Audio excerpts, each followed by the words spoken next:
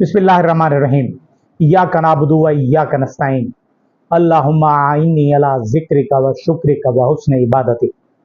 आमीन। सदक़ल्लाहुल अज़ीम। अस्सलाम वालेकुम। एमटीएल टीवी के साथ मैं हूं एमटीएल। आज हम गुफ्तगू करेंगे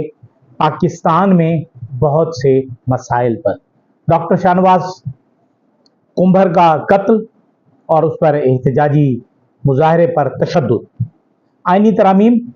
पाकिस्तान पीपल्स पार्टी, पाकिस्तान मुस्लिम लीग बामुकाबला जमीयत उलमा इस्लाम और पीटीआई, पश्तून जिरगा मुतालबात और लाहौर में एक तालिबात के साथ ज्यादती, इन पर हम तफसील से बात करेंगे। लेकिन सबसे पहले हम बात करेंगे इमरान खान से। इमरान खान, जाहिर है इमरान खान से मुलाकातों पर पाबंदी है और 3 तारीख से आज तक किसी शख्स की उनसे मुलाकात नहीं हुई, न डॉक्टर, न घर वाले, न वकील। एक पाबंदी लगाई हुई है और पाकिस्तान तहरीक इंसाफ ने मुतालबा किया है कि उनकी मुलाकात करवाई जाए इमरान खान से, क्योंकि इमरान खान की सेहत के हवाले से तशवीशनाक खबरें आ रही हैं। अब वो अफवाहें हैं या खबरें हैं, उनकी तस्दीक या तरदीद जो भी होगी वो आज़ाद ज़राए के ज़रिए हो सकती है, और वो आज़ाद ज़राए इमरान खान के घर वाले होंगे, उनके वकला होंगे या उनके मौले होंगे। लेकिन हुकूमत ने अभी तक उस पर कोई भी जवाब नहीं दिया, जबकि पाकिस्तान तहरीक इंसाफ ने आने वाले कल 15 अक्टूबर को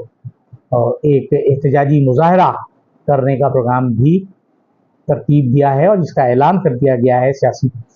जो कमेटी है पाकिस्तान तहरीक इंसाफ की, और वो मुजाहरा होगा डी चौक पर। यानी एक तरफ वहाँ शंघाई ताउन कौंसिल की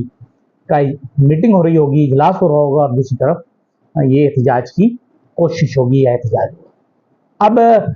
पाकिस्तान तहरीक इंसाफ ने ये कंडीशन लगाई है, आज अभी जिस वक्त ये रिकॉर्डिंग हम कर रहे हैं उस वक्त तक कभी इजाज़त नहीं मिली। उन्होंने दरख्वास्त दी है कि मुलाकात करवाई जाए 2 लोगों की। इन 2 लोगों के नाम हैं हामिद रज़ा और गौहर अली खान। अब ये दोनों हजरात को कब मुलाकात की इजाज़त मिलती है, कब मुलाकात इनकी होती है, क्योंकि ये 2 लोग हैं और पाकिस्तान तहरीक इंसाफ ने 14 तारीख आज रात 12 बजे तक का ये वो दिया है, डेडलाइन दी हुई है कि आप हमारी इमरान खान से, हमारे बानी चेयरमैन की मुलाकात करवाएं, ताकि उनके जो सेहत के हवाले से तहफ़्फ़ुज़ात हैं और जो खबरें हैं उनके बारे में छानबीन हो सके और हकीकत और जो हकीकी तस्वीर है वो सामने आ सके। लेकिन हुकूमत भी शायद उन्हें ट्रैप करना चाह रही है कि वो आएँ और फिर उसके बाद 9 मई का वाक़या टाइप का कोई चीज़ बने। देखें अब क्या होता है। और अली अमीन गंडापुर ने भी अब से थोड़ी देर पहले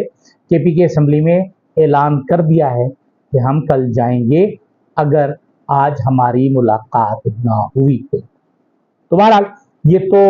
इमरान खान और पाकिस्तान तहरीक इंसाफ है और शंघाई ताउन कौंसिल ऑर्गेनाइजेशन जो है उसका इजलास, सरबराही इजलास भी कल परसों तरसों होगा, और अब उसका क्या होता है, पाकिस्तान का क्या इमेज बनता है, हुकूमती मशीनरी और जो ज़राए इब्लाग है मेन स्ट्रीम मीडिया, वो तो पाकिस्तान तहरीक इंसाफ के खिलाफ जो मर्जी आए वो बोले जा रही है और एक ही तरह के जुमले इस्तेमाल किए जाते हैं, जैसे कोई लिखने वाला कॉपी राइटर जो है उनका एक ही हो और वो ग्रुप में डाल देता हो खबरें, हेडिंग्स, और वही जो है एज इट इज़ पढ़ दी जाती है।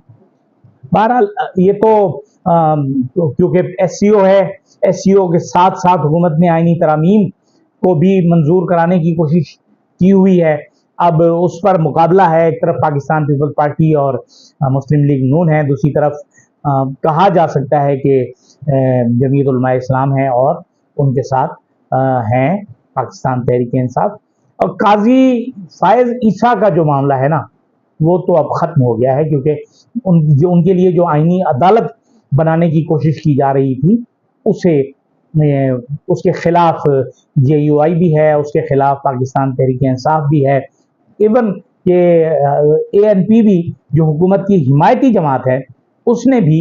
اس ترمیم کو جو آئینی عدالت کی ترمیم ہے اس کے نئے مخالفت کی ہے، اور انہوں نے کہا آئینی بینچ بننا چاہیے، آئینی عدالت نہیں۔ یعنی اس ملک میں اپنے اپنے منظور نظر وکلاء کو اور لوگوں کو کھپانے کے لیے، انہیں oblige کرنے کے لیے اور اپنی مرضی کے فیصلے لینے کے لیے یہ کام کیا جانے کی کوشش ہے، اور جس سے اربوں روپے سالانہ خرچ ہوں گے۔ اور قاضی فائز عیسیٰ صاحب تو 20 لاکھ روپے بھی بچاتے ہیں، لیکن وہ 50 لاکھ روپے مہینہ پہ 2 ایڈ ہاک ججز انہوں نے لگوا لیے، جو ان کا الوداعی ڈنر ہے وہ انہوں نے لینے سے انکار کر دیا۔ اب ہم ڈاکٹر شاہ نواز کی بات کرتے ہیں۔ گزشتہ کل کراچی میں 2 احتجاجی مظاہرے ہوئے، ایک امن مارچ تھا جس کا بنیادی مقصد ملک میں رواداری قائم کرنا تھا، اور یہ تھا ڈاکٹر شاہ نواز کے لیے، کیونکہ مذہبی رواداری اور تحمل اور برداشت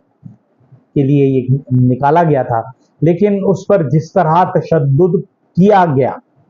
پاکستان پیپلز پارٹی کی حکومت کے دوران، پاکستان پیپلز پارٹی کی پولیس نے جس طرح ڈاکٹر روما چانڈیوں پر تشدد کیا، انہیں گھسیٹا گیا، انہیں اس طرح بہت سی خواتین کو مارا گیا، اس پر کم از کم ڈوب مرنے کا مقام ہے پاکستان پیپلز پارٹی کی جو قیادت ہے، بلاول زرداری ہوں یا کوئی اور، کیونکہ بلاول زرداری اس وقت بہت ایکٹیو ہیں، اور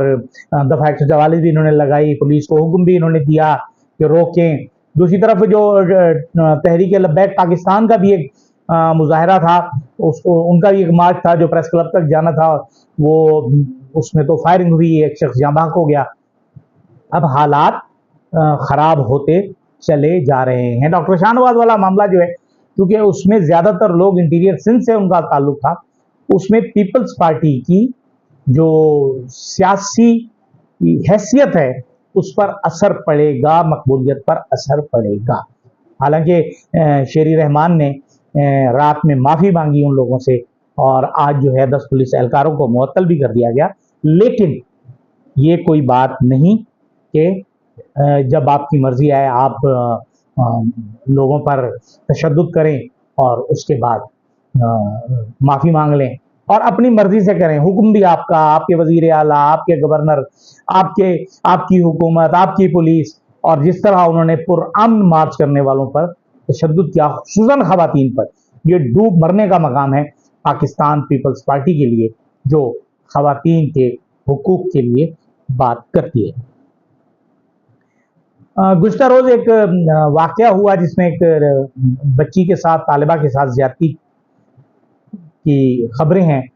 اور یہ طالبہ جو ہے وہ لاہور میں پنجاب کالج کی ایک طالبہ تھی، جس میں گارڈ، وین ڈرائیور اور ایک استاد بھی ملوث پایا جاتا ہے۔ آج اس کے لیے اطلاع یہ ہے کہ وہ لڑکی جو ہے وہ جاں بحق ہو گئی ہے، لیکن آج اس پر احتجاج ہوا، طلبہ نے احتجاج کیا اور پولیس نے اسے ظالموں کی طرح مارا۔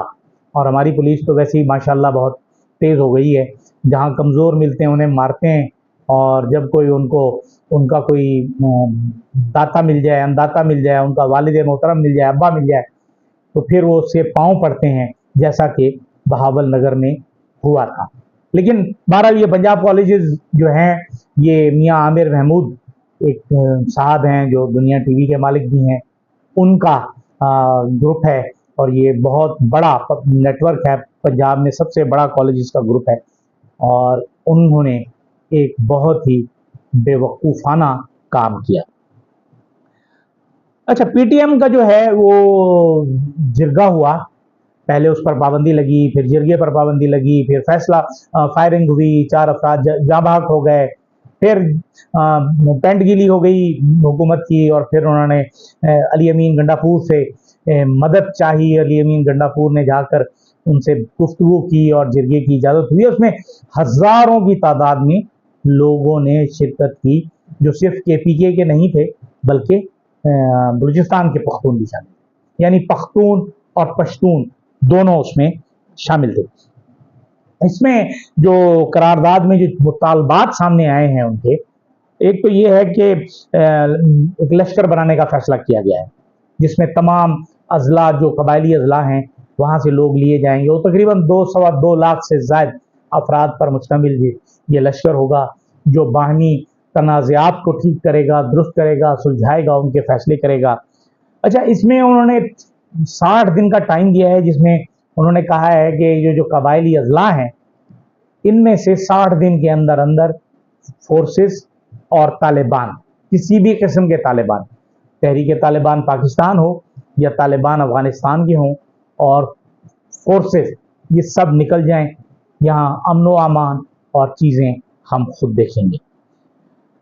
انہوں نے ایک اور مطالبہ کیا کہ انگریز کے دور میں جس طرح تجارت ہوا کرتی تھی، بارٹر ٹریڈ تھا جس میں کوئی روک رکاوٹ نہیں تھی، اس طرح کی تجارت کو بحال کیا جائے۔ بجلی کے بلوں کی جو انہوں نے بات کی ہے اس میں انہوں نے کہا ہے کہ یہ جو اضلاع ہیں کیونکہ یہاں بجلی بنتی ہے تو یہاں لوگ جو بجلی استعمال کریں گے وہ مفت میں کریں گے، اور باقی KPK کے لوگ 5 روپے یونٹ دیں گے۔ اور یہ بیان جو تھا اس میں ایک بہت اہم تھا، یہ KPK کا نہیں، یہ پختونوں یا پشتونوں کا جرگہ ہے، اس میں ہمیں اپنے حقوق چاہیے۔ یہ ایک لمحہ فکریہ ہے ہمارے ان لوگوں کے لیے جو